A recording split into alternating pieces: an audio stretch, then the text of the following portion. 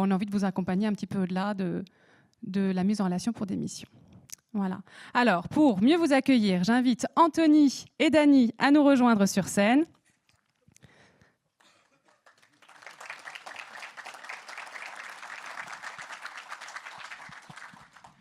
Merci Anne-Laure, bonsoir à toutes et à tous. On est vraiment ravis de vous accueillir ici dans ces magnifiques locaux de BNP Paribas. Je tiens à remercier effectivement Dany Driff et également Emmanuel Piron qui prendront également la parole ce soir. Et merci à toi Anne-Laure. Donc, pour ceux qui ne connaissent pas Anne-Laure, c'est Anne-Laure Daniel qui est notre directrice du digital et du développement. Donc on a un super sujet ce soir qui est l'importance du rôle des indépendants et des freelances dans la transition vers l'économie servicielle. Voilà, donc c'est un sujet en plus de ça sur lequel nous on travaille également en interne chez Adéquancy puisqu'on a quelques idées pour accompagner aussi cette transition vers le serviciel dans les sociétés. Voilà, donc au-delà de ça, ce soir donc on aura le senior économiste, voilà, je cherchais son titre, Stéphane Goliac, donc de BNP Paribas, qui nous parlera effectivement de cette thématique. Donc, merci beaucoup pour votre présence à nos côtés. Et puis, ce sujet, encore une fois, de l'essor des indépendants et des freelances, c'est ce à quoi Adéquancy a souhaité participer sur une niche des indépendants qui est le management de transition. Et en mettant en place en fait la première plateforme digitale à laquelle donc vous êtes inscrite naturellement. On est aujourd'hui 12 000 managers de transition donc, qui sont présents sur cet écosystème et fort d'un trafic toujours en forte hausse puisque ce sont 4 500 visiteurs mensuels. Le moteur de recherche d'Adéquancy est utilisé 1500 fois par mois sur un marché qui représente 7 à 8 000 missions par an. Voilà pour partager aussi avec vous quelques chiffres. Et puis dans les dernières nouveautés d'Adéquancy, je me permets d'en parler, c'est l'usage de l'IA. Donc on a souhaité rentrer dedans avec un usage plutôt responsable de l'intelligence artificielle. On a eu l'occasion de faire un événement aussi au Grand Rex au mois d'avril allant dans ce sens. Et l'usage de l'IA, donc en l'occurrence, c'est un outil permettant à nos clients d'insérer et de charger une job desk qui va, à l'issue de ce chargement, leur proposer les meilleurs candidats, managers de transition, répondant donc encore une fois à ce descriptif de mission qui a pu être chargé. Voilà, donc on continue toujours de travailler dessus, mais c'est un très très bel outil et l'équipe a énormément œuvré dans ce sens-là, donc ça va aussi dans le sens, encore une fois, du positionnement digital qui est le nôtre. Et aujourd'hui, Adéquancy, donc c'est une vingtaine de personnes, puisque en dehors du digital, c'est aussi une belle aventure humaine. C'est encore et toujours aussi important des clients qui nous sollicitent par le canal traditionnel, donc pour exprimer leurs besoins. Et nos équipes de directeurs de mission, de talent acquisition et également nos équipes commerciales accompagnent l'ensemble de ces clients. Je voudrais revenir à quelques années en arrière pour faire le lien justement avec ce sujet et le partenariat avec BNP Paribas. En 2021, on participe avec Odoxa et l'Union des indépendants à une enquête sur les indépendants, voilà, qui était menée en France. Donc certains d'entre vous ont peut-être participé à cette étude pour ceux qui étaient déjà inscrits sur Adéquancy en 2021. Et en fait, ce qui est ressorti de l'étude, il y avait plusieurs choses. Donc déjà, un métier très attractif. 92% des répondants disaient avoir une image positive à très positive de ce positionnement d'indépendant. Ce qui colle à peu près aux études également menées dans le passé par nos soins auprès des clients, donc qui gardent et ont toujours une très belle image du management de transition. Donc on est toujours très fiers d'en parler, ce qui facilite également nos points de contact chez les clients au quotidien. Et puis, il est ressorti d'autres choses de cette enquête Odoxa, Union des indépendants, qui était notamment le fait d'être accompagné, l'accès à des formations, donc continuer, comme on a une carrière professionnelle en entreprise, on a possibilité de se former et qu'en étant indépendant, il y avait une difficulté qui était d'accéder à des formations. Donc, ça a été un des axes pour lesquels on a lancé Experiency, donc avec à chaque fois l'intervention d'experts du secteur qui sont aujourd'hui aussi des partenaires tels que Heming, Deloitte, etc. Donc, qui viennent partager des points d'expertise sur des thématiques très précises. Et puis, il y avait un troisième point moi, qui m'avait marqué, qui était l'accès au financement. Voilà. Alors ça, on s'était ressorti dans l'étude. Et puis, en creusant aussi des suivis de mission avec des managers de transition, en parlant avec nos collègues en interne, on se rendait compte effectivement que souvent on a des managers de transition qui nous disaient avoir accès à un financement bancaire pour financer un achat immobilier ou quelconque achat, même dans le développement de sa propre activité, c'était compliqué. Et un jour, Nicolas Tanguy, je ne sais pas où il est, mais il est là-bas, voilà, a toqué à la porte d'Adéquancy, où nous avons toqué à la porte de BNP Paribas. L'histoire, je ne m'en souviens plus très bien, mais ce n'est pas très grave, pour dire finalement, BNP sortait une offre de financement bancaire pour les indépendants, et notamment avec un prisme particulier pour les managers de transition. Donc, tant mieux, c'est exactement ce vers quoi on souhaitait aller. Et donc, on est ravis, encore une fois, d'avoir mis en place ce partenariat. Donc, je crois qu'il y aura une présentation qui sera faite également de cette offre côté BNP Paribas. Voilà, donc en guise d'introduction, je vous souhaite en tout cas une excellente soirée. On sera ravis de poursuivre les échanges après l'intervention de Nicolas. Et puis, Dany, je te laisse également la parole pour un mot d'introduction. Merci Anthony. Alors tout d'abord, moi je vais vous faire en quelques mots, j'aimerais vous dire bienvenue déjà dans ces locaux de BNP Paribas Personal Finance. Merci, d'abord je vais commencer par des remerciements. Merci pour la confiance que vous nous témoignez, notamment le partenariat avec Adéquancy. C'est vraiment une question de confiance, c'est aussi une question de reconnaissance. Pourquoi je parle de reconnaissance ? Tu l'as dit il y a quelques instants, en fait ce métier qui est, certains qualifient de métier émergent ou nouveau métier, qui n'est pas du tout un nouveau métier, mais en réalité, on a désormais une reconnaissance de ce métier, de cette filière au niveau de BNP Paribas, et c'est comme ça qu'on souhaite le faire.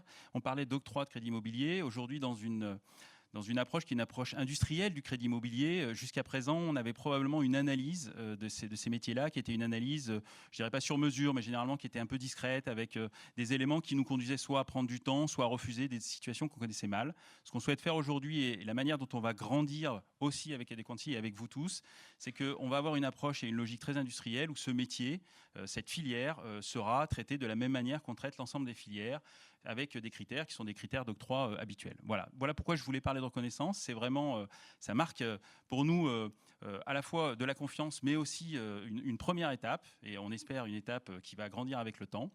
Et puis la deuxième chose que je voulais vous dire, c'est aussi la reconnaissance de ces métiers de ce management de transition, dans lequel on parle de transition, on a des étapes dans sa vie, et BNP Paribas s'inscrit aussi dans ces transitions avec un accompagnement qui est différencié tout au long de ces différentes étapes.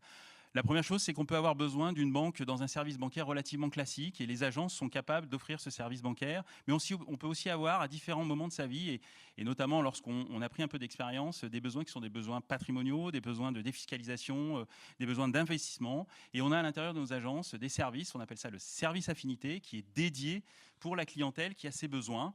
Et puis lorsqu'on a des enjeux patrimoniaux qui sont encore plus conséquents, avec des besoins d'investissement ou de défiscalisation particulièrement pointus, ou même de succession, on a les services de la banque privée. Tout ça, ça forme un écosystème très complet qu'on a voulu le plus intégré possible dans les agences, mais aussi en digital, puisqu'on sait qu'aujourd'hui, on ne fonctionne pas forcément avec des rendez-vous physiques, on fonctionne beaucoup à distance. Et l'écosystème BNP Paribas, il est intégré dans le sens aussi où vous avez accès à d'autres services que ceux de la banque de manière classique. Vous avez accès à des services qui sont des services de leasing, qui peuvent être des services de factoring, qui peuvent être... Voilà. Tous les services qui existent chez BNP Paribas sont interconnectés entre eux, et à partir du moment où vous êtes client BNP Paribas, en fait, il existe des passerelles, des accès que l'on peut faciliter pour vous donner accès à d'autres services qui sont à l'intérieur du groupe BNP Paribas. Voilà. C'était les quelques mots que je voulais partager avec vous, parce que c'est vrai, on a souvent une image de la banque qui est l'agence qu'on a dans son quartier ou une agence qu'on a rencontrée. C'est beaucoup plus que ça. Et je pense que vous êtes les plus à même de comprendre ces éléments-là. C'est une approche extrêmement intégrée, ce ne sont pas des agrégats, c'est vraiment une approche très intégrée de l'ensemble des services qu'on peut vous offrir chez BNP Paribas. Voilà, je me tais là parce que sinon je pense que voilà, vous n'êtes pas venu pour m'écouter. Je vais laisser la parole à Emmanuel Pierron qui va venir vous parler de l'offre qu'on souhaite vous réserver, et puis ensuite ce sera le tour de Stéphane Colliac.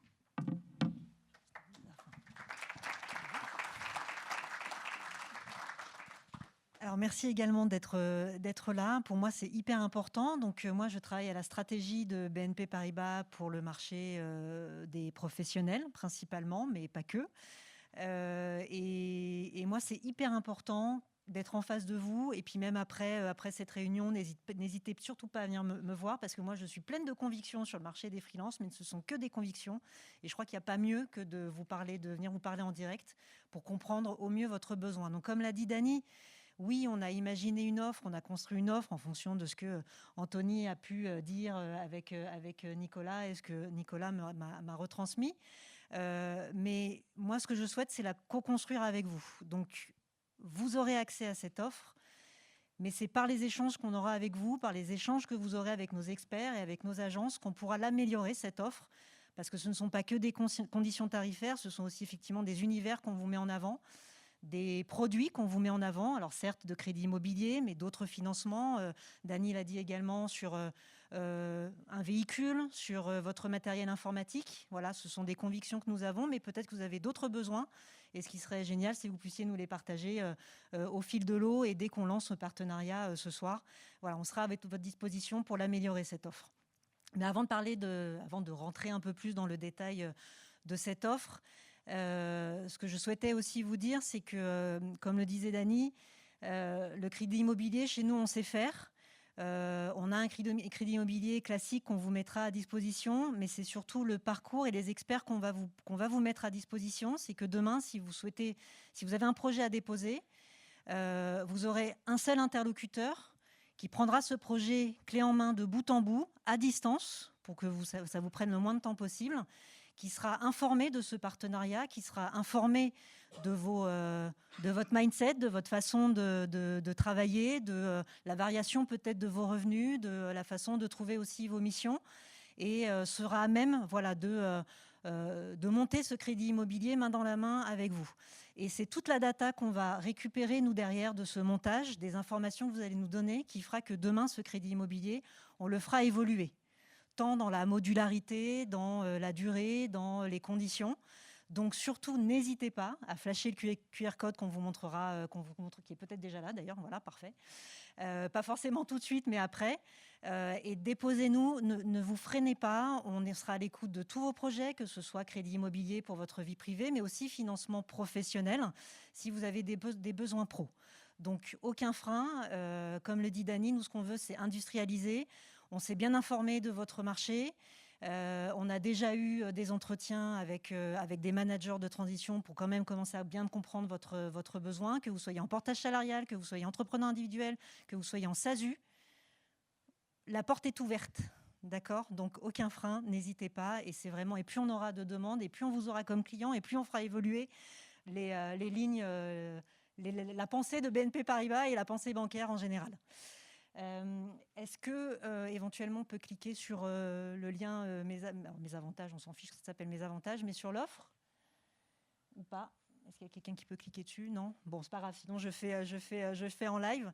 Je vais pas tout balayer. Vous prendrez le temps de regarder. Le crédit immobilier, par exemple, on vous met pas un taux en avant. Le marché est trop fluctuant, mais oui, on a des taux préférentiels en fonction effectivement des informations que vous nous donnerez. Ce que je peux vous dire, c'est que vous aurez des frais de dossier réduits sur les demandes de projets immobiliers, sur les demandes de financement professionnel également si vous avez des besoins professionnels. On sait vous accompagner sur votre véhicule, que ce soit en crédit classique, mais aussi en location longue durée. On a une filiale qui s'appelle Arval. Comme disait Dany, voilà, c'est complètement intégré à nos offres en agence. Donc c'est un point d'entrée qui vous accompagnera sur les différents projets et qui s'occupera d'appeler nos filiales pour vous proposer voilà, le véhicule de votre choix et la formule aussi que vous voulez. Est-ce que c'est une formule locative, un financement classique? On a des conditions bien sûr d'entrée en relation, que ce soit compte privé ou compte professionnel, pour vous souhaiter la bienvenue. Ces conditions sont valables dans le temps, certes, mais même au bout de 6 mois ou au bout d'un an, si on travaille correctement ensemble, tout est négociable. Qu'est-ce qu'on a d'autres offres? Je ne sais pas si Marc est dans le coin parce que je ne vois plus rien avec les spots. Marc, merci. Qu'est-ce qu'on a d'autre encore? Parce qu'on a pensé à plein de choses. On a l'assurance habitation. On sait faire aussi, voilà, si vous avez besoin de protéger votre foyer, vos enfants, vos conjoints, votre activité également. On a des offres de prévoyance. Bref, voilà, on a vraiment tout un panel, vie privée et vie professionnelle, soit l'un, soit l'autre, soit les deux. Voilà, nous, on est très ouvert à la mixité et à vous accompagner sur tous les sujets avec un conseiller privilégié, point d'entrée, qui saura vous accompagner sur tous les sujets. Mais voilà, le message clé surtout, c'est pas de frein. Nous, on est à l'écoute de tous vos projets, on sait faire. Et le but, c'est qu'on récupère un maximum d'informations et d'être à votre écoute pour faire évoluer cette offre également. Voilà. Donc après, moi, je réponds à toutes vos questions. Après, quand on ira boire un coup, voilà, moi, je suis à l'écoute de toutes vos questions plus précises sur. Oui, je bois des coups. Je suis là aussi pour ça. Merci beaucoup, Emmanuel. Le canal est ouvert. Voilà. Merci beaucoup. Voilà, on voulait profiter de l'occasion de vous avoir tous ici pour vous dire que on va travailler ensemble pour vous. Donc, de la même façon, chez Adéquin 6, s'il y a des questions, on fera aussi tous les relais nécessaires. Ensuite, nous allons passer au cœur de notre conférence. J'ai un problème de zappette. Je suis désolée, ça passe pas. Je vais inviter Stéphane Colliac à me revenir. Notre invité aujourd'hui.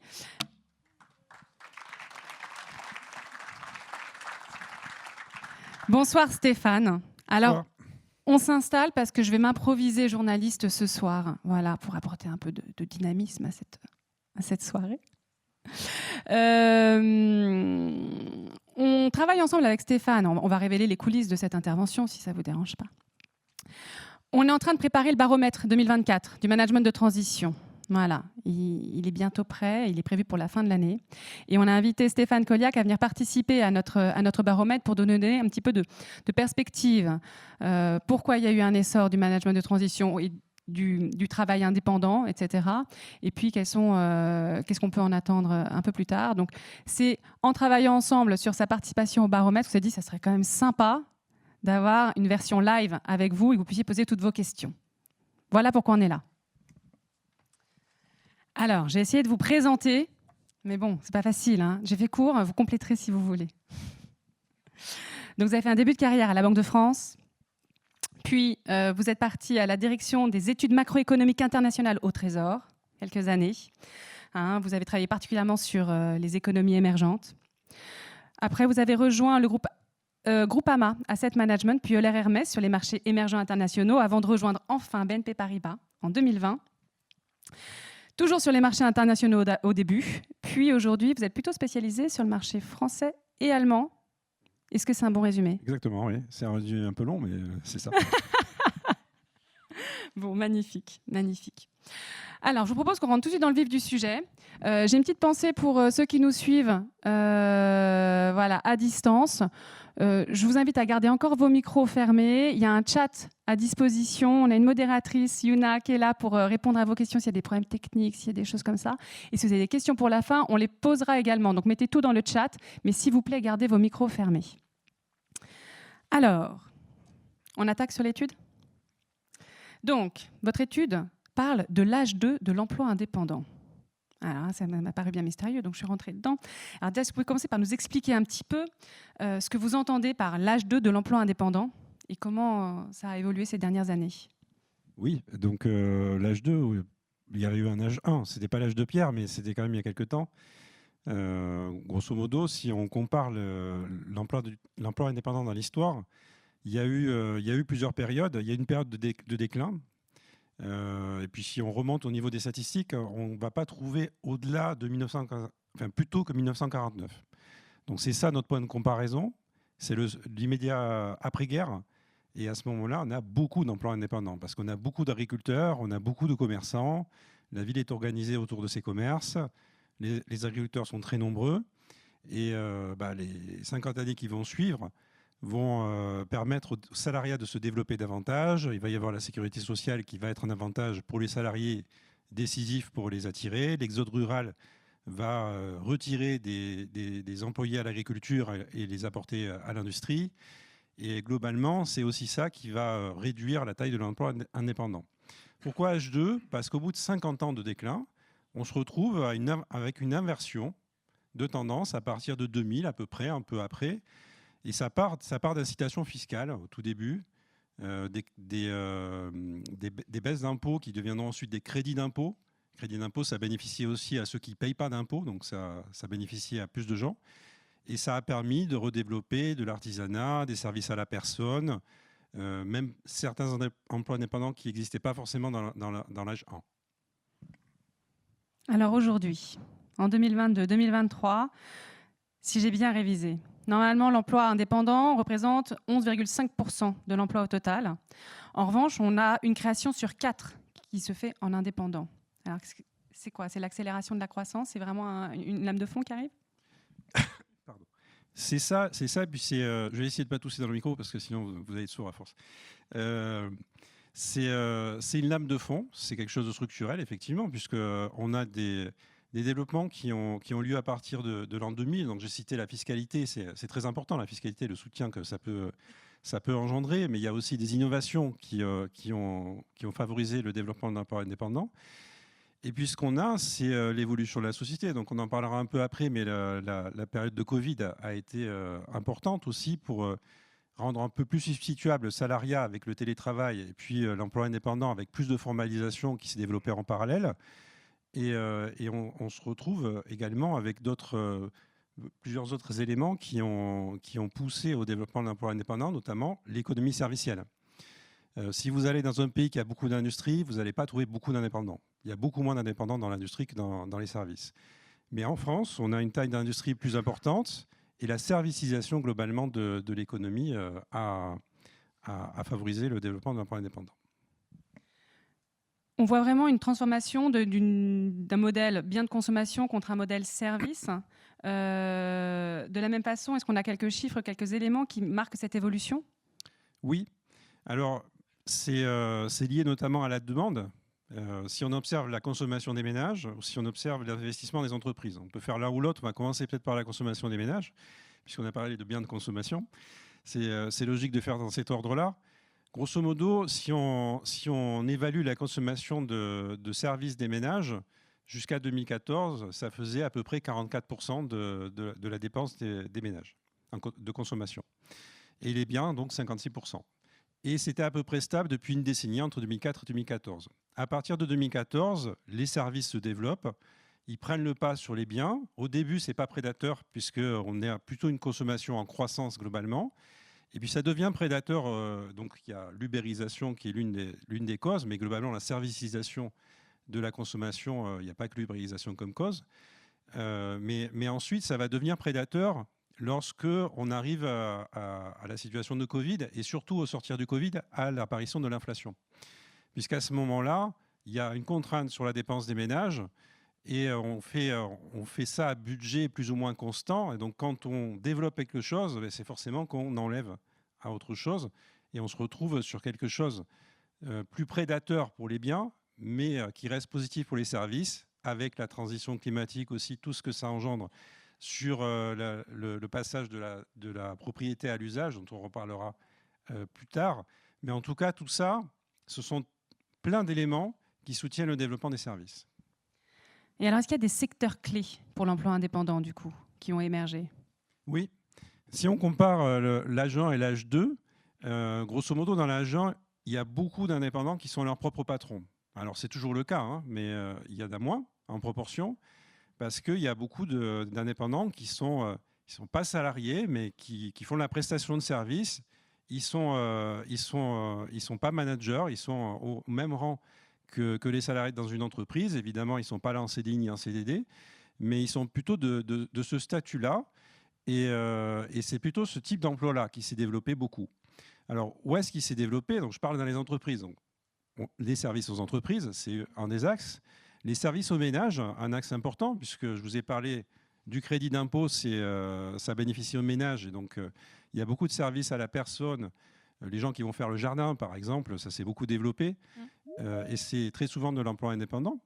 Donc, on s'est retrouvé avec différentes formes d'emploi indépendant. Avant, on connaissait l'artisan, l'avocat, l'artisanat du bâtiment, par exemple, pour préciser quel type d'artisan, le boulanger, enfin, des gens qui sont dans le modèle du village de la fin des années 40, on les trouvait. Déjà, on les trouve toujours, mais il n'y a pas que, il y a d'autres qui sont apparus depuis.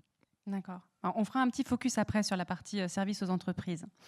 Avant de regarder ce cadre de finir sur ce cadre général, est-ce qu'on peut parler un petit peu de ce qui se passe au-delà de nos frontières? Voilà. Est-ce qu'on est sur une spécificité française ou finalement c'est une tendance qui s'étend au-delà de nos frontières? Alors, c'est pas une généralité, mais c'est pas strictement franco-français. Globalement, c'est pas une généralité parce que si on regarde au niveau européen, on va trouver des pays qui sont dans différentes phases de leur développement déjà. Donc il y a l'Europe centrale et orientale, dont les secteurs agricoles restent plus importants et sont en train de diminuer en taille. Et l'emploi agricole, quand on a un secteur agricole important, ça se taille la part du lion en fait dans l'emploi indépendant. Donc eux, ils ont un emploi indépendant qui globalement diminue parce qu'il y a cette diminution de la taille de l'agriculture encore aujourd'hui. Et puis il y a des pays, ces pays-là, encore une fois, l'Allemagne aussi, qui a une industrie importante. Donc la part de l'emploi indépendant dans ce genre de pays est beaucoup plus faible par nature, puisque dans l'industrie, on a eu un développement dont on pourra peut-être parler parce qu'il est intéressant, mais ce n'est pas un gros développement, c'est plutôt une niche.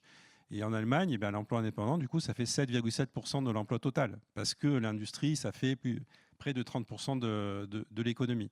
Surtout si on ajoute la construction, ça fait un tiers de l'économie, grosso modo. En France, c'est un cinquième seulement. Donc, quand on a une économie servicielle, il y a plus de chances que ça se développe. Les Pays-Bas, par exemple, sont un pays où il y a même plus d'indépendants en proportion que ce qu'on voit en France. Et donc, il y a quelques pays où l'emploi indépendant, c'est une minorité dans l'Union européenne, mais c'est à peu près un tiers des pays, qui ont vu l'emploi indépendant se développer comme chez nous dans les 20 dernières années. Et les employés indépendants, eux, ils passent les frontières ou finalement ils restent plutôt sur leur territoire d'origine? Il peut se faire qu'ils passent les frontières, mais honnêtement, j'ai pas trop C'est pas la majorité. de représentation statistique de ce phénomène-là. Parce que j'ai besoin de statistiques en fait, pour vous répondre. Alors, je vous propose qu'on passe sur un focus qui nous concerne un peu plus directement sur les indépendants au service, dans le service aux entreprises. On a, dans les travailleurs indépendants, 1 emploi sur 5 dans le service aux entreprises. Créé, exactement. Donc, quels sont les facteurs qui peuvent expliquer cette accélération? Globalement, les différentes innovations, la façon dont on externalise dans les entreprises, dont on fait le choix entre internalisation et externalisation, qui a évolué ces dernières décennies. Donc, grosso modo, il y a beaucoup d'entreprises qui se sont recentrées sur ce qu'elles savent faire le mieux et qui ont externalisé le reste. Donc, cette externalisation, ça peut engendrer de la prestation de services, donc du service aux entreprises, une entreprise pur sucre avec des salariés, bien sûr. Ça peut être une possibilité, mais ça peut aussi être des indépendants qui font ce genre de choses. Et surtout, ce qu'on peut observer dans beaucoup d'entreprises, moi j'ai observé par exemple dans cette entreprise, chez BNP Paribas, mais par le passé chez Euler Hermès, mon précédent employeur, on emploie beaucoup d'indépendants pour incuber l'innovation. On a une structure d'activité, disons, qui est historique, donc qui est mise en œuvre par les salariés, grosso modo. Et puis on essaie de basculer vers autre chose, notamment le digital. Ça a été un des éléments dans lequel ça a pu opérer. Et on a besoin de quelque chose qui est un peu en mode projet, qui est un peu hors cadre classique. Le business as usual, bien sûr, il faut toujours le faire, mais il faut aussi aller un cran plus loin pour que l'innovation se développe. Et quand on est happé par le quotidien, ce n'est pas forcément facile. Et donc, on va faire venir quelqu'un de l'extérieur pour un temps, qui a une compétence particulière. Donc, ça veut dire aussi quelqu'un qui a forte valeur ajoutée, ce qui peut être une différence avec d'autres types d'emplois indépendants, hein, comme l'artisanat, qu'il ne faut pas mésestimer, mais qui n'est pas bac plus 12, disons. Et donc, c'est de la R&D aussi, beaucoup. Et donc, c'est une qualification assez forte. Alors, dans votre étude, vous parlez aussi de la transformation de la demande. Alors, on en a un petit peu parlé sur le plan général, mais particulièrement pour le service aux entreprises. Comment ça se traduit, cette évolution de la demande, de la consommation de biens vers la consommation de services? Oui, alors tout à l'heure, je vous ai dit la consommation, il y avait aussi l'investissement, je n'ai pas détaillé l'investissement, mais ce qu'on voit, c'est que l'investissement se servicise de plus en plus, y compris pour des entreprises industrielles. Ce n'est pas l'idée de dire simplement une entreprise industrielle, elle va fabriquer des biens, etc. Mais dans ce bien, il y a de plus en plus de services aussi. Donc ça nécessite plus d'investissement de services. Et globalement, dans l'économie française, on est à l'aube d'un changement très symbolique. C'est que l'investissement en logiciel va dépasser l'investissement en pierre dans la construction, probablement au trimestre prochain, ce qui n'est jamais arrivé. Et on ne reviendra pas en arrière. Donc pour les entreprises non financières françaises, le logiciel est devenu plus important que la pierre pour l'investissement. Quand je dis la pierre, ce n'est pas un investissement de père de famille, hein, c'est évidemment les locaux. Mais ça a toujours été le premier poste d'investissement. Et ça ne le devient plus, ça devient les logiciels. Et ça, c'est un domaine de service dans lequel, c'est ce qu'on vient de dire juste avant, il y a beaucoup plus d'indépendants en proportion que dans le bâtiment, où en fait les indépendants, ce sont les artisans du bâtiment. Ce n'est pas l'entièreté du secteur. Alors, il y avait aussi le point du Covid, on en a déjà un petit peu parlé, mais je pense que ça vaut le coup de revenir un petit peu dessus. En quoi ça a été un formidable catalyseur au sein des entreprises aussi pour avoir recours finalement à une économie de service? Ben ça a engendré tout un tas de travaux, je dirais. J'hésitais à dire travail aux travaux, parce que c'est aussi individuel. Il y a beaucoup de gens chez qui ça a travaillé cette période-là, qui ont envie de prendre du champ, de changer un peu de perspective. Donc des salariés qui ont eu envie de devenir indépendants, des gens qui ne travaillaient pas, qui ont eu envie de travailler, et pas forcément en tant que salariés. Une vision différente des choses. Le salarié lui-même, pour beaucoup, a découvert le télétravail. Ça existait déjà, mais c'était beaucoup moins répandu. Et puis il y a les innovations qui se répandent globalement, qui ne sont pas nouvelles, mais qui se répandent. Il y a le portage salarial qui permet, dans certains cas, il y a des indépendants qui demandent à avoir des congés payés, par exemple. Donc ça, c'est des choses qui sont en train de se faire. Et ça rend substituable. Un économiste, il va vous dire que des choses qui peuvent se remplacer sont des choses substituables. C'est-à-dire qu'une partie des caractéristiques de l'un se trouve chez l'autre. Et on peut switcher de l'un à l'autre. Et cette substituabilité un peu plus forte, elle favorise par nature le statut à la base le plus précaire, qui peut rebuter, parce que quand on a des factures à payer, un crédit immobilier à payer, etc., peut-être on va préférer un CDI. Bon, ça, a priori, c'est plus un problème. Hein. Voilà. Non, mais à la base, on peut craindre les choses, mais plus ça va et plus c'est substituable et moins c'est un problème de travailler en tant qu'indépendant et plus on saute le pas. Alors, on n'a pas encore parlé d'un grand pan de l'économie dont on parle d'habitude beaucoup, c'est les startups. Alors, quelle est leur participation à l'essor de ce travail indépendant ? Il est important et globalement, dans l'économie française, on peut dire qu'on a eu des réformes il y a une dizaine d'années à peu près qui ont eu lieu dans une période difficile. Il faut se souvenir de quelle période on part pour commencer un peu ce développement récent. La récession qui a suivi la crise de la zone euro, 2011-2013, c'est une période compliquée, c'est une période où il y a beaucoup d'entreprises qui ont disparu. C'est une période dans laquelle les déficits publics étaient importants. C'est aussi le cas aujourd'hui. Donc il y a beaucoup de points communs. Mais il y a beaucoup de réformes qui ont été faites, des réformes du marché du travail. Ce n'est pas innocent d'en parler, puisque ça a un lien, une libération de la création d'entreprises, des statuts d'auto-entrepreneurs qui ont été, un statut qui est apparu à un certain moment, mais la création d'entreprises qui, au terme de cette période de réforme un peu difficile il y a 10 ans, s'est développée. Et elle s'est développée notamment dans les services, puisque l'économie se servicisait. Il y a différentes innovations, le digital, l'ubérisation, mais d'autres encore, qui incitent au développement des services. Mais pour que ça se développe, il faut avoir une économie qui fonctionne. Donc il faut de la rotation, il faut que les gens puissent trouver du travail, il faut que les entreprises puissent se créer, il faut que le financement soit là. Bon, par chance, on était dans une période de taux zéro, donc c'est pas trop mal pour trouver de l'argent. Et tout ça a pu se mettre en œuvre. Donc cette mécanique-là, qu'il y a un besoin pour l'économie servicielle, ok, mais s'il n'y a pas toute cette mécanique-là, ça prend plus de temps. Et ce qui est arrivé, c'est qu'on a eu une période où toutes les planètes se sont alignées et donc on a eu un développement qui a pu se faire. Alors là, les planètes sont un peu moins alignées pour l'instant pour les entreprises. On a quand même un passage post-Covid qu'on accuse maintenant. Alors, je reprends la citation de l'INSEE qui mesure une détérioration du climat de l'emploi avec notamment une grande remontée des défaillances d'entreprises. Alors, ça a quel impact, ça, aujourd'hui, pour l'économie servicielle ? Alors, à court terme, il y a un élément, il y a deux éléments dans votre question, celui sur le climat de l'emploi et puis les défaillances, globalement, qui sont tous les deux plutôt négatifs, mais il y en a un qui, pour moi, est plus négatif que l'autre. Je vais m'expliquer. Le climat de l'emploi, ça montre qu'on est dans une économie qui, globalement, est toujours en train de subir le choc des hausses de taux d'intérêt.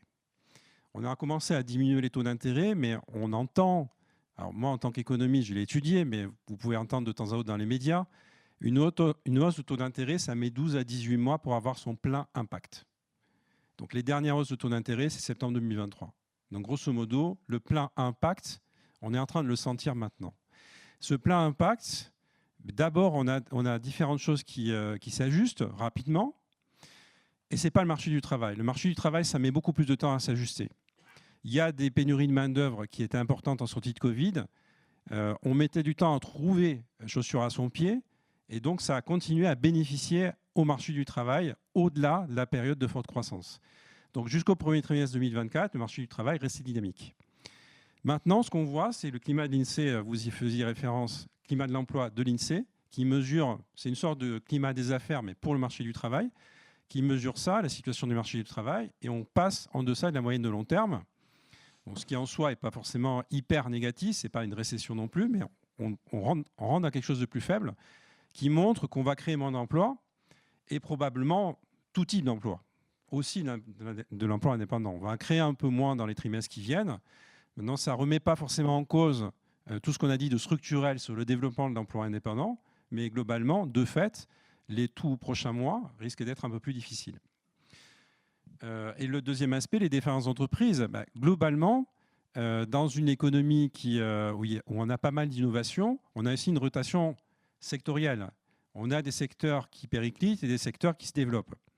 Donc, grosso modo, un secteur qui périclite, c'est plutôt les biens, si on schématise, puisqu'on a une substitution de la consommation et de l'investissement de biens vers les services.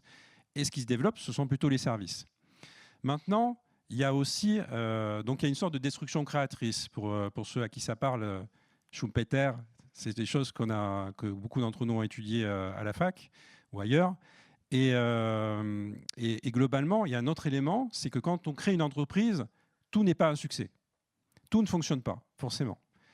Il y a une mortalité. Au bout de 2-3 ans, il y a un problème, il y a des effets ciseaux qui peuvent jouer. En tout cas, il y a des difficultés.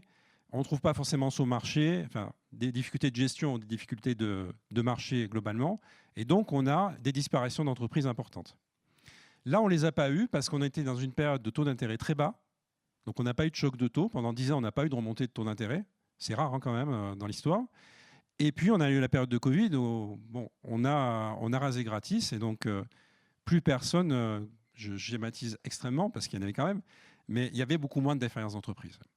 Donc, les entreprises de l'économie servicielle qui sont apparues dans les années 2010, elles n'ont pas connu la période normale où on peut avoir des hausses de taux d'intérêt, où il n'y a pas une situation totalement anormale comme le Covid et le quoi qu'il en coûte. Et donc, c'est aujourd'hui, en fait, qu'elles disparaissent, ces entreprises qui auraient pu disparaître il y a 5-6 ans. Ça se cumule. Et donc, quand on a les différentes entreprises par secteur, si on fait ça, ce qu'on va voir le plus, c'est des entreprises dans la construction et dans le commerce. Pourquoi ? Parce que ça a toujours été, en fait. Ce sont des secteurs importants dans l'économie. C'est 20% des défaillances à peu près pour la construction et pas loin d'être la même proportion pour le commerce. Et grosso modo, ce sont des gros contingents. Mais que ça soit en tête, ça ne veut pas dire qu'on est en sinistralité plus importante que par le passé. C'est juste que ce sont les premiers postes de défaillance. Maintenant, si on veut voir si on a une crise ou des défaillances anormalement élevées, il faut regarder si on est dans des maximums historiques ou pas. Et dans les services, on y est. Dans l'information et communication, dans les services d'éducation, dans les services aux entreprises, on est sur ces maximums historiques. Donc on est sur la période où nos startups, il y en a un certain nombre qui disparaissent et c'est tout à fait normal. Et pour nous, ce n'est pas inquiétant. C'est simplement qu'on avait cassé le thermomètre et que le thermomètre, il réapparaît aujourd'hui. On s'aperçoit quand il fait chaud, quand il fait froid. Et les défaillances surviennent. Mais on n'a pas d'inquiétude que par la suite, on aura toujours un développement important puisqu'on observe toujours des créations d'entreprises importantes en parallèle. Donc ça, c'est un thermomètre très important à regarder aussi parce que quand on est au début des années 2010, on a une forte remontée des défaillances, mais on a une baisse des créations d'entreprises.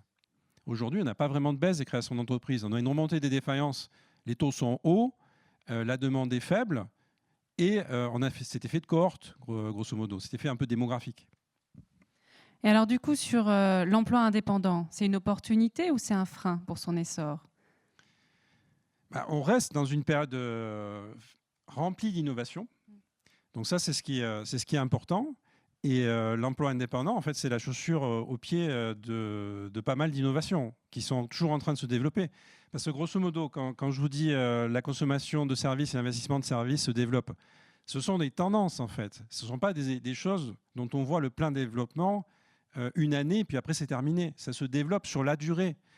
Et un service, ce qu'il faut ajouter à ça, c'est qu'un service, on en aura besoin de plus, et c'est obsolète aussi rapidement. Ça veut dire qu'il faut le renouveler, il faut innover pour avoir un service plus adapté aujourd'hui que ne l'est celui d'hier, parce que lui, il n'est plus tout à fait adapté à ce qu'on doit faire aujourd'hui. Et dans le logiciel, qui est un élément qui est le premier poste d'investissement, si on anticipe un brin des entreprises, eh ben, cette dépréciation plus rapide, c'est une caractéristique très forte. Bon, donc c'est plutôt bon signe en fait, quand même. Oui, bien sûr. Alors, vous en avez parlé un petit peu tout à l'heure, on a parlé de la substitution de l'usage à la propriété. Alors déjà, est-ce qu'on peut peut-être revenir pour réexpliquer clairement ce concept? Pardon, je ne parle pas bien dans le micro. Et puis, après, voir à quoi on peut s'attendre et ce que ça va produire sur l'emploi indépendant. Oui, globalement, l'usage, la substitution de l'usage à la propriété, c'est, prenons un exemple. Vous avez une voiture et vous n'en avez plus, en fait. Vous ne possédez plus de voiture, vous êtes dans l'autopartage. Donc, ça peut être une solution. Vous ne la possédez pas. Vous pouvez la louer. Ça peut être du leasing, par exemple. Donc, ce n'est pas un acte de possession. Il y a quand même une transaction qui se fait, une transaction dans lequel BNP Paribas peut intervenir, par exemple, sans faire de retape. Mais en tout cas, ou en faisant quand même un peu, mais grosso modo, on a une façon différente de faire. Le vélo, vous pouvez le posséder, vous pouvez prendre un Vélib, par exemple. Il y a d'autres solutions de location de vélo. Vous louez de plus en plus, vous possédez de moins en moins. Donc louer, c'est un service, globalement. Donc ça nécessite de l'entretien, des réparations, ça nécessite des gens pour vous accueillir quand vous le faites, ça nécessite des gens pour traiter tous les aspects financiers qui vont avec, qui ne sont pas exactement les mêmes que quand vous achetez. Donc cette transition en plus, ce qui est derrière et qu'il faut dire quand même, c'est le changement climatique qui aussi implique ça. Donc c'est aussi de la réutilisation. Ce n'est pas forcément du nouveau bien nouvellement produit qu'on va louer et pas acheter. C'est aussi de la réutilisation. Donc ça aussi, ça génère une économie. Et dedans, il peut y avoir de l'emploi indépendant puisque c'est du service, ce n'est pas de l'industrie. Donc en proportion, on a toujours plus d'emplois indépendants dans les services. On a à peu près 2 à 3 fois plus que ce qu'on a dans l'industrie. Donc en soi, c'est un effet démographique, on pourrait dire, qui est favorable à l'emploi indépendant. Et c'est aussi une phase de transformation très importante au sein des organisations quand on bascule d'un business model à l'usage vers un business model de la propriété à l'usage. C'est du coup besoin de renfort de managers de transition typiquement pour aller mener cette transformation au cœur des business models. Exactement. Vous le savez mieux que moi. Ah oui, on ne vous oublie pas. Je pense qu'Anthony sera content de rajouter certainement un petit mot sur ce sujet en conclusion. On va arriver à la fin de nos échanges. On est un peu timé et puis on a beaucoup de questions qui arrivent, donc c'est super. Et on a envie de laisser du temps pour que vous puissiez poser toutes vos questions, donc préparez-les. Si on parle maintenant un petit peu du futur. Alors, je sais que vous n'aimez pas trop parler du futur de façon... Si. Mais bon. Alors, parlez-nous du futur. C'est quoi les perspectives à moyen terme, à long terme, sur l'emploi indépendant des cadres au sein de cette transition servicielle? À quoi on peut s'attendre? Globalement, on est sur une tendance, donc je ne vais pas me dédire. Donc, cette tendance va continuer à se matérialiser.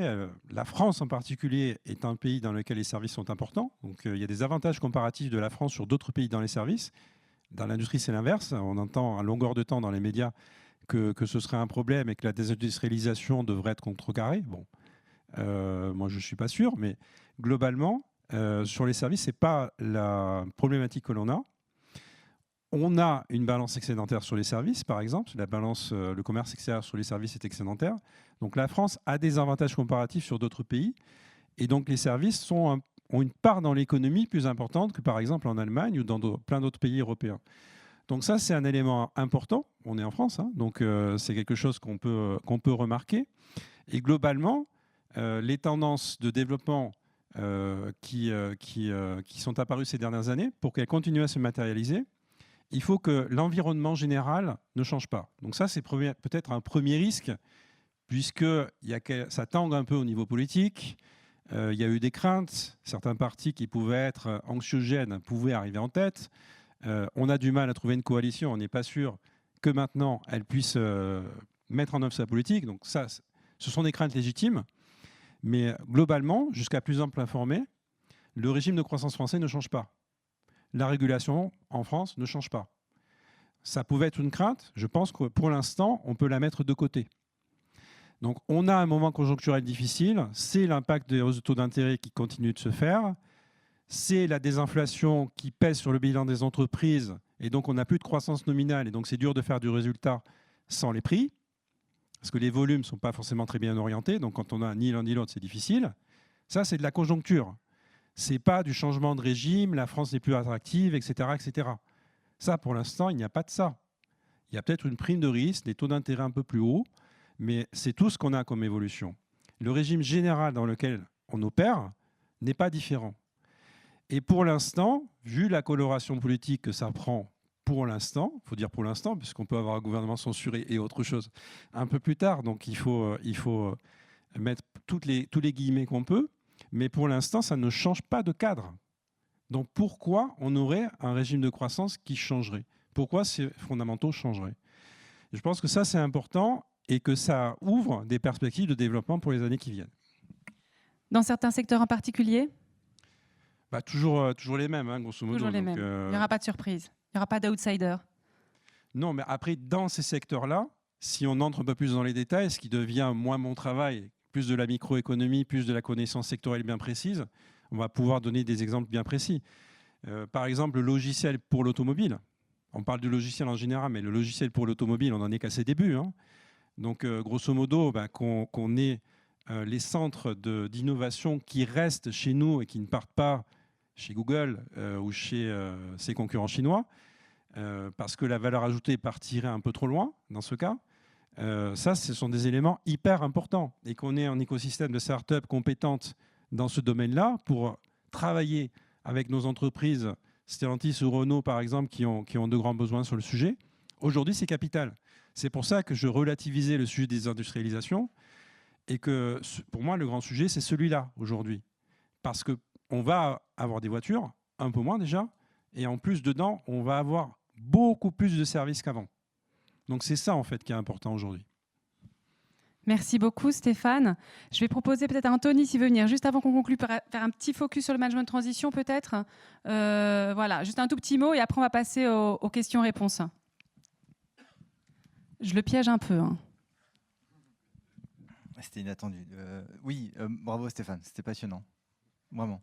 Moi j'avais quand même une question avant d'aborder le sujet. Il y a les États-Unis. On sait que le nombre d'indépendants aux États-Unis est à plus de 30% globalement de la population active. Là, on est, je crois, à 16% en France. Est-ce que c'est lié au fait que les États-Unis est une économie servicielle ou il y a d'autres facteurs qui rentrent en ligne de compte? Parce que ça peut être une tendance aussi que certains pays européens pourraient suivre. Il y a un lien avec ça, bien sûr. Ensuite, il y a une aversion au risque plus faible aussi.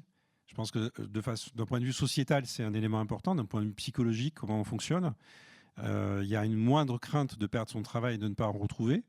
Donc ça enlève une barrière, un frein. Et ensuite, de l'autre côté, il faut voir qu'est-ce qui attire. Donc qu'est-ce qui attire? Globalement, une dynamique.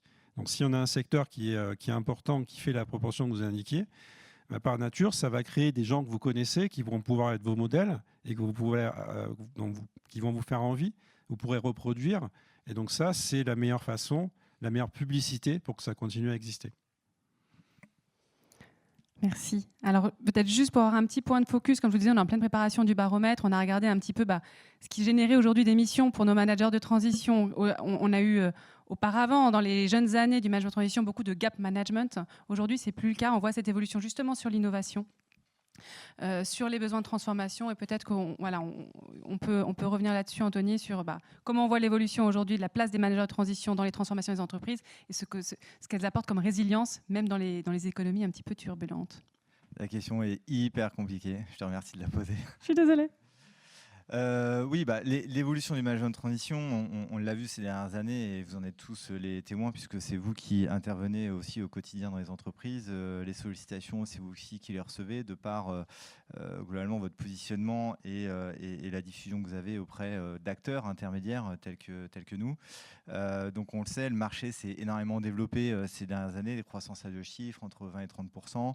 On a observé malgré tout un ralentissement donc, sur l'année 2023 qui semble aussi légèrement se poursuivre sur l'année 2024.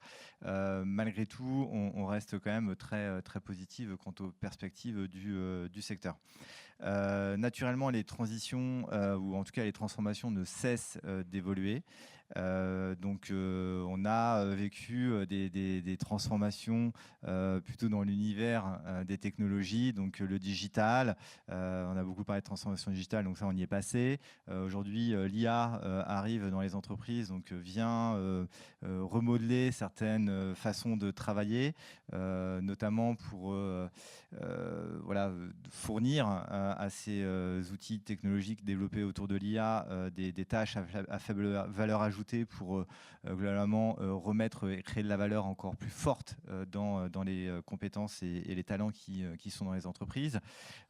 Et l'évolution de demain, en tout cas c'est celle qu'on pense, c'est ce que disait, et je rejoins Stéphane, c'est l'évolution vers la transition servicielle. Donc tu en as parlé en quelques mots, mais finalement une activité traditionnelle industrielle avec un modèle en fait volumique à un moment donné va atteindre ses limites, puisque on sait que les ressources planétaires malheureusement ça menuise. Donc voilà, qu'est-ce qui va devenir demain l'usage du téléphone si on n'a plus de cuivre pour lequel en tout cas se fournir dans le monde, etc. Les ressources pétrolières exactement de la même manière, et donc finalement avec moins de produits potentiels, évoluer aussi vers du serviciel et du business à l'usage, puisque on peut imaginer une utilisation d'un produit aujourd'hui qui va être estimé sur une voiture, un téléphone ou tout ce qu'on veut, une machine à café par exemple, autour de 10, 20, 30%, là où sur un business à l'usage, il pourrait être utilisé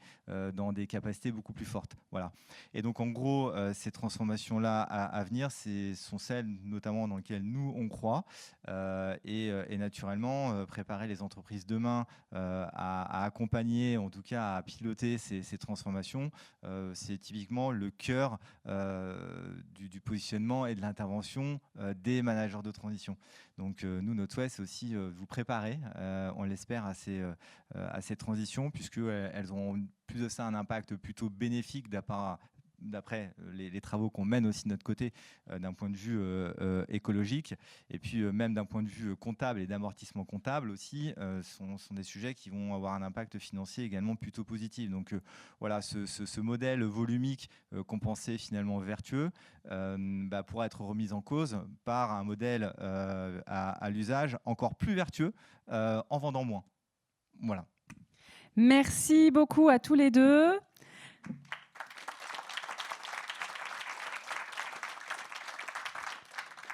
Alors, pour amorcer une petite séance de questions-réponses, j'ai ici les questions qui sont arrivées en ligne. Alors, vous m'en voudrez pas. Je vais commencer par nos amis qui sont un peu à distance. Pourra-t-on disposer d'une étude statistique de l'évolution du recours aux indépendants par activité? Oui, avec le baromètre. Oui, on l'a déjà, oui. Non. Réponse oui. Celle-là était facile. D'ailleurs, sans faire...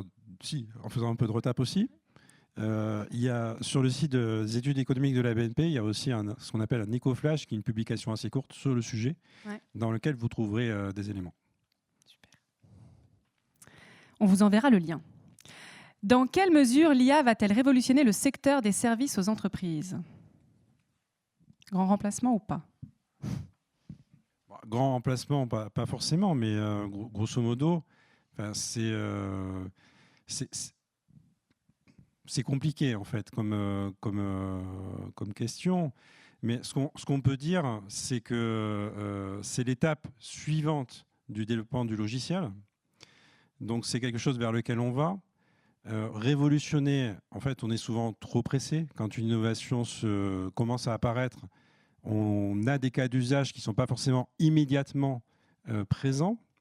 Donc qu'à terme, ça s'impose, ça semble l'histoire, mais que ça s'impose rapidement, ça ne semble pas forcément être le cas.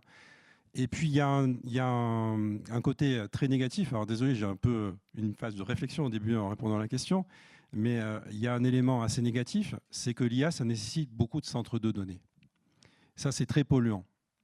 Donc par exemple, Microsoft, quand il développe l'IA, il laisse un peu de côté ses objectifs climatiques. Donc il y a quelque chose à réconcilier en fait quand on développe l'IA. Les objectifs bas carbone, ils seront compliqués à respecter si on développe l'IA très rapidement. Donc que certains pays ou zones n'aient pas de gros problèmes avec ça, peut-être, mais normalement en Europe, on est censé avoir des objectifs plus contraignants et s'y tenir. Donc il faudra voir comment on arrive à réconcilier l'un et l'autre. Est-ce qu'on a des questions dans la salle? Alors, on a 2 micros qui vont... Voilà. On a une question ici devant. Vous avez des micros de chaque côté.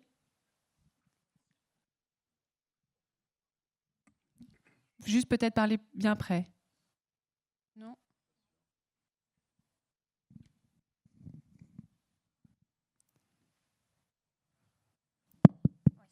Oui, merci. Juste pour commencer, un apport vis-à-vis des États-Unis, il y a quand même une différence forte. Si une question sous-jacente était est-ce qu'on va les rattraper en pourcentage, ils ont le credit history, c'est-à-dire qu'un indépendant qui veut acheter une maison, qui veut faire un prêt, s'il est régulier et clean dans ses remboursements, quel que soit son statut, il y accède. En France, on a un problème sociétal. On veut plus d'indépendants, mais en tout cas les banques, nullement la BNP Paribas qui est visée, mais ne suivent pas ce mouvement. Donc aujourd'hui, effectivement, on a des managers de transition peut-être plus âgés ou des indépendants plus âgés, parce que quand on est jeune et on veut accéder à la propriété, ça n'est pas possible. C'est juste un petit apport. Par contre, donc moi je suis expert en économie circulaire, j'ai fait de l'IA pendant 5 ans. Écosystème, ne pas redévelopper l'industrie et espérer les services presque induits, comment est-ce possible? Première question. Et l'IA, vous disiez le service, le logiciel va se développer, mais l'IA, aujourd'hui, pour en avoir fait un petit temps, ça nécessite beaucoup d'énergie, on l'a oublié. Donc une des solutions, c'est la parcimonie, c'est-à-dire qu'avec 2% des datas, on va obtenir des résultats relativement proches. Donc ça, c'est un des défis, mais ça implique du no-code, low-code. Donc le logiciel va-t-il baisser? Et je pense que vous êtes mieux positionné. Est-ce que le logiciel va continuer à monter ou est-ce qu'on ne va pas réinvestir justement dans le matériel? Oui, donc en gros sur la complémentarité entre industrie et services, parce que grosso modo, si on met plus de logiciels dans la voiture, il y a une voiture. Donc ça, on peut potentiellement détacher les deux sujets. On peut produire la voiture ailleurs, et c'est ce qui est le cas depuis quand même un bon moment. Ça a même continué à se développer ces dernières années. Il a fallu modifier le bonus-malus pour que, par exemple, les Français achètent moins de Dacia Spring produite en Chine. Pour résumer. C'est pas que ça, mais pour résumer. Donc, grosso modo, qui détient la valeur? Qui construit la voiture? Où est-ce qu'elle est construite? Ça, c'est une chose. Est-ce qu'on va rapatrier les usines ici, ne serait-ce que de batteries, voire de véhicules automobiles? Pour moi, je pense que c'est un peu illusoire. Donc c'est en ça que la réindustrialisation, je la critiquais un peu, dans le sens où on ne va pas faire réaugmenter la taille de l'industrie. Notamment parce que dans l'industrie, il y a beaucoup plus de services incorporés, et donc par nature, ça va être très compliqué d'avoir une industrie qui grossit en part de l'économie quand ce n'est pas ce qui se développe le plus. Ce sont les services qui se développent. Donc ça, on peut très bien produire la voiture en Europe centrale, mais le centre de logiciel, je dis une bêtise, il est à Beauvais, il est à Lyon, il est ici. C'est ça pour moi qui est important. C'est que la valeur, elle va être là. Elle va être beaucoup moins dans la mécanique. La mécanique, c'est connu. Bon, quand on fait de l'électrique, c'est un peu moins de la mécanique, mais en tout cas, c'est pas très compliqué non plus. Par contre, développer le logiciel et surtout celui qui va s'imposer, le développer par soi-même ou le reprendre de quelqu'un d'existant qui peut être Google ou autre, ça, ce sont des questions importantes. Est-ce que les constructeurs automobiles vont arriver à persister, c'est-à-dire à garder, même ceux qui ont beaucoup de clients aujourd'hui, leurs clients à l'avenir, si jamais ils font le mauvais choix de ce côté-là. Donc ça, c'est vraiment capital, en fait. Et c'est une terre inconnue parce que ce n'est pas leur métier. Donc ce développement-là, on est à l'aube, ça va continuer à se développer. Il y a aussi, c'est en lien aussi avec la voiture connectée, hein, mais ce n'est pas seulement ça. Et donc ça c'est le point important. Qu'on fasse des choses un peu moins compliquées sur lesquelles le coût du travail rentre en ligne de compte et où on ne peut pas être protectionniste jusqu'au bout des ongles parce que le Maroc, c'est nos amis, donc on ne va pas mettre des droits de douane à 100% depuis le Maroc. Et l'Europe centrale, c'est dans l'Union européenne. Alors, même si en Pologne, ils ont une électricité hyper carbonée, tant pis, on fait comme si on ne l'avait pas vu. Et on produit là-bas, ils sont moins chers, ils ont une fiscalité qui va avec. Bon, qu'est-ce qui peut changer ça? Les Chinois vont investir là, donc on va avoir des voitures chinoises produites en Union européenne davantage. Donc je pense que ça, c'est difficile. Et puis développer des projets de gigafactory, de batteries, dans des technologies qui n'existent pas, dont on ne sait pas si elles vont s'imposer, ou certaines qui existent, mais qui sont plus chères que d'autres, que la technologie chinoise notamment. On voit bien que les annonces qu'il y a eu il y a quelque temps, bah aujourd'hui, ça flotte. Il n'y a pas forcément de matérialisation. Donc ça, c'est prendre un risque important si on met tous nos œufs ici. Et il y a beaucoup du plan de relance européen qui ont été mis là-dessus. Donc ça, c'est un risque important. Par contre, mettre le paquet, je dirais même quasiment tout mettre sur le développement logiciel de l'IA y compris, puisque c'est un one step further là-dessus, c'est une priorité. Si on regarde, il y a des rapports qui ont été publiés, beaucoup de rapports ont été publiés ces derniers temps, mais il y en a un qui regardait où est-ce que va l'innovation. Où est-ce que va l'argent qui sert à l'innovation en Europe? Il va beaucoup au secteur auto, dans le passé. Auto, hein, pas forcément quelque chose à l'intérieur de l'auto. Aux États-Unis, il va dans la tech. En Chine, il n'allait pas trop dans la tech, mais il y va de plus en plus. Donc quand on flèche quelque chose, quand on tord un peu le marché pour avoir une priorité, en France, on fait de l'auto, bon, ancien modèle, disons, et on essaie un peu de faire du nouveau modèle aujourd'hui. Mais l'important, c'est la tech, en fait. L'important, c'est le software. C'est le développement de ça, le fait qu'il se répand petit à petit, il met du temps. C'est séculaire, on pourrait dire, mais il se répand de plus en plus dans l'économie. Et c'est ce fait qu'il se répande qui fait la croissance de l'économie aujourd'hui. Donc c'est ça qui est capital. Et par rapport au dernier volet, je crois, si je n'en ai pas oublié, sur le côté consommateur d'énergie, etc., là, vous êtes plus spécialiste que moi. Donc, moi, je sais que d'un point de vue, quand on est économiste, on a aussi une formation statistique. Donc, on sait qu'avec parfois 2-3 variables, on a 95% de l'information, ce n'est pas la peine d'en ajouter. Donc, je pense que c'est le même type d'argument. Et il faut voir, en fait, si ça peut effectivement être efficace d'un point de vue industriel, je dirais. Quand on industrialise l'idée, est-ce qu'on continue à avoir les bienfaits principaux de l'IA tout en étant aussi frugal que ça? Est-ce qu'on a d'autres questions? Oui. Bonjour, Emmanuel Tisser, je vous remercie pour vos interventions. Je voulais essayer de comprendre un peu la dynamique, pour revenir aux managers de transition, la dynamique du marché en France, pour une raison très simple. L'année dernière, le marché du management de transition, si je ne m'abuse, était de l'ordre de 800 millions d'euros. En Allemagne, 2,7 milliards. Donc, plus de 3 fois, sachant que l'Allemagne est un pays ultra industrialisé comparativement à la France. Où se trouve cette dynamique, justement? Et pourquoi cette différence? Tu veux prendre le lead, Anthony? Stéphane, non?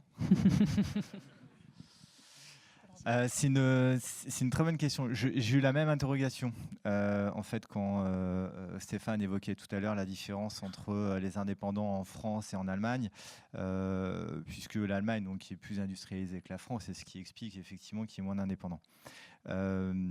Alors sur le management de transition, c'est un peu l'inverse. Voilà, puisque historiquement c'est un marché qui s'était développé plutôt dans l'univers industriel. Et en fait, les transformations notamment qu'il y a eu dans le monde industriel en Allemagne ont nécessité en fait des ressources supplémentaires et notamment des ressources managériales. Donc en fait, le business du management de transition en Allemagne a été surtout porté dans le secteur industriel. Voilà. Nous, les partenaires qu'on a aujourd'hui en Allemagne, pour la majorité d'entre eux, nous parlent essentiellement de clients dans le secteur de l'automobile. Voilà. Et même des acteurs français présents en Allemagne.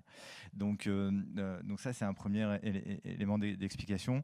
Maintenant, ce qu'on perçoit aussi du marché allemand, c'est que l'année 2024 est quand même plus complexe sur le management de transition en Allemagne. Donc voilà, je crois qu'on parle d'une baisse peut-être de 15 à 20% de l'activité. Mais ça reste quand même très haut par rapport à la France et on est bien d'accord là-dessus. Est-ce que nous avons d'autres questions? Je ne vois pas très bien. Oui, au milieu, devant moi.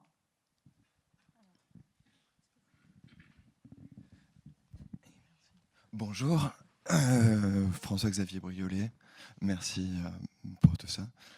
Je voulais revenir sur cet exemple de tout à l'heure du logiciel et de la voiture et de sa mécanique. Aujourd'hui, dans les méthodes de production logicielle, on gagne en modularité, en généricité. Bon, il y a des méthodes de production, on s'organise en microservices. Il y a aussi l'arrivée de l'intelligence artificielle et les LLM. Est-ce qu'aujourd'hui, avec cette généricité, l'objet logiciel ne va pas finir par perdre en valeur ajoutée?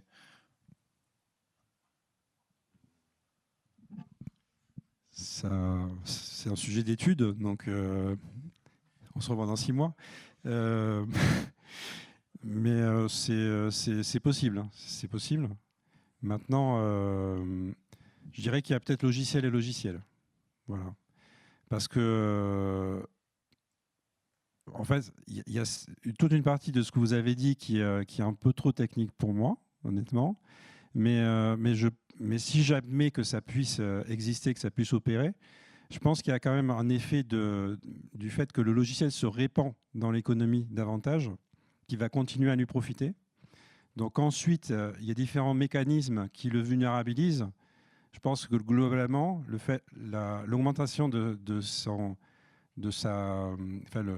la quantité de gens qui s'en servent, ou de quantité d'usages dans lequel le logiciel apparaît, ça continue d'assurer son développement, à mon avis. C'était dur comme question. Une question plus facile. Non, Bonjour, merci infiniment, c'est très très riche. Jean-Roch Sergent, quid d'une intégration plus forte au niveau européen, justement des compétences en matière de services, notamment en matière de management de transition?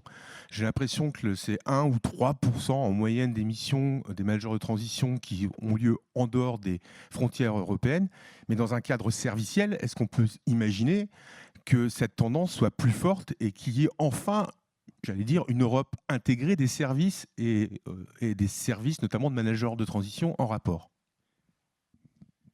On peut l'imaginer. Globalement, quand on étudie l'économie, alors c'est une introduction que j'ai utilisée 3-4 fois déjà, donc vous avez l'habitude, on entend qu'un bien est échangeable ou pas échangeable. Donc un bien, déjà, on dit. Un bien, c'est échangeable facilement. Un service, c'est beaucoup moins échangé. Il y a certains services qui ne sont pas échangés du tout parce que vous n'allez pas chez le coiffeur en Italie, par exemple. Donc ça, ce n'est pas un bien échangeable. Globalement, les services sont moins échangés que les biens. Mais ça ne veut pas dire qu'on ne peut pas plus les échanger. Donc ça va un peu dans le sens de ce que vous suggérez. Maintenant que ça se passe, globalement, ça va un peu au-delà de mon scope et de mes compétences, mais le fait qu'on échange davantage les services, ça, c'est quelque chose que l'on voit. Y compris dans les exportations, j'ai parlé de la consommation et de l'investissement, mais le développement des exportations, aujourd'hui, ça se fait moins par la croissance des exportations de biens que par la croissance des exportations de services. Donc que dans ces services, il y ait besoin de profils particuliers pour accompagner leur développement, y compris à l'international, pourquoi pas. Mais je pense que le mouvement d'internationalisation et de montée des échanges de services globalement, c'est le sous-jacent nécessaire, en fait. Merci beaucoup. On a un petit peu débordé, je suis désolée, mais ça valait le coup. Une dernière question peut-être, et puis après, on va pouvoir se retrouver. Est-ce qu'il y en a une dernière question dans la salle? Oui? Vous avez, ouais. Écosystème.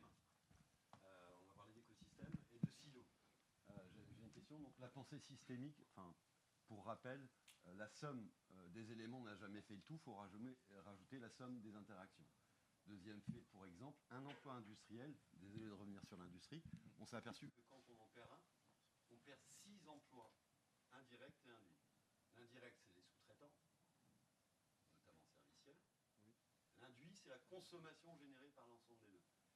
En France, on raisonne trop par silo. Vous parlez des batteries, effectivement, pour aller beaucoup dans les Hauts-de-France, ce n'est pas l'écosystème qui a été aidé, ça a été justement juste les fabricants.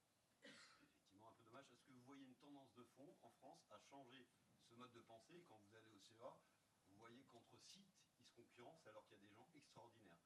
Est-ce qu'il y a une tendance générale à raisonner un peu plus écosystémique et quel impact ça a pour vous? Est-ce qu'on veut juste peut-être reposer la question avec le micro pour que les gens qui sont à distance puissent bien l'entendre? Pardon. Je rappelais systémique, c'est ma définition, la somme des éléments n'a jamais fait le tout, il faut rajouter la somme des interactions.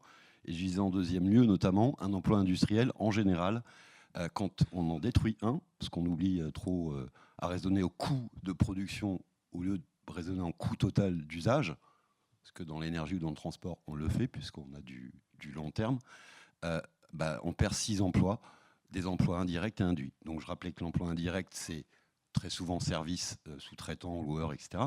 Et l'induit, c'est la consommation générée par l'emploi direct et indirect. Donc attention à l'industrie, c'est peut-être le secret de l'Allemagne, et pour ça qu'il y a aussi peut-être plus de managers, c'est des transformations plus profondes. Donc la question, c'est effectivement, et le dernier constat, désolé, sur les Hauts-de-France, pour suivre les gigafactories, j'ai bossé 5 ans dans les batteries. Et donc le sodium-ion est très porteur, hein, il est vraiment, vraiment très porteur. Et c'est Jean-Marie Tarascon, un Français, l'inventeur. C'est dommage, c'est qu'il n'y a pas eu d'intelligence économique pour l'appuyer en aparté. Et pour finir, la question, c'est est-ce qu'en France, vous voyez un changement d'attitude, d'arrêter de raisonner en silo plutôt qu'en écosystème, et quelle tendance ça peut avoir? J'ai pas une vue générale et par A plus B une conclusion très nette. Mais je partage un peu vos... Alors pour vous, c'est plus que des impressions. Pour moi, ce ne sont que des impressions, parce que j'y suis moins souvent confronté. Mais ça m'a évoqué, quand vous avez posé votre question, d'autres exemples, en fait. Où on soutient, par exemple, le développement de la voiture propre, mais on ne va pas forcément soutenir l'industrie pneumatique qui va avec. Donc, cette pensée en silo, le crédit d'impôt, je ne me rappellerai jamais les 4 secteurs qui en bénéficient, mais il y a un crédit d'impôt pour l'investissement dans 4 technologies qui vont avec le verdissement. C'est très limité, justement. Ces 4 secteurs bien précis, et les secteurs qui vont travailler avec ne sont pas concernés. Donc, globalement, j'ai l'impression qu'on est là-dedans. Maintenant, je peux me tromper parce que je n'y baigne pas au quotidien, mais j'ai de multiples exemples qui me laissent penser que malheureusement c'est le cas. Pas l'impression. Et ce sera le mot de la fin. Merci beaucoup Stéphane. Ah, on a une toute dernière question ici. Ah, pardon. Je suis obligée, c'est lui qui nous invite. Merci beaucoup. Je vais me faire porte-parole d'une communauté minoritaire dans la salle qui sont les salariés d'Adequancy. Donc je m'en fais leur porte-parole qui m'ont posé la question pour savoir si cette superbe offre dédiée aux managers de la transition, donc le crédit immobilier, etc., est-ce qu'eux-mêmes, ils peuvent en bénéficier? Voilà, donc je pose la question à la fois à Anthony et également à mes homologues et non moins amis de BNP Paribas. Voilà. On invite Nicolas et ses équipes à une réunion chez Adequancy lundi matin à 11h. Tu es sûr d'avoir tout le monde? Formidable. Merci beaucoup. Je vais me faire porte-parole de mes collègues du coup BNP Paribas pour répondre à cette question, parce que si moi j'ai effectivement travaillé sur l'offre pour vous, manager de transition, oui bien sûr on s'est travaillé aussi pour les salariés d'Adequancy, donc je ne sais pas si elle est construite, mais en tout cas si elle est construite, ouais, ce sera fait. Donc avec grand plaisir, voilà en tout cas. Merci beaucoup. Merci à toute l'équipe BNP pour cet accueil chaleureux. Un grand merci Stéphane pour avoir pris le temps de nous expliquer tout ça. Je vous invite à retrouver l'étude de Stéphane dans notre baromètre en fin d'année qu'on ne manquera pas de vous envoyer. Et on se retrouve tout de suite, juste à côté, pour partager un moment convivial, prolonger un petit peu les échanges et faire connaissance si ce n'est pas déjà fait. Merci à tous d'être venus. On fait un coucou à tous nos amis qui étaient à distance et qui nous ont suivis jusqu'à présent et on espère vous voir avec nous à la rentrée en janvier. Merci beaucoup.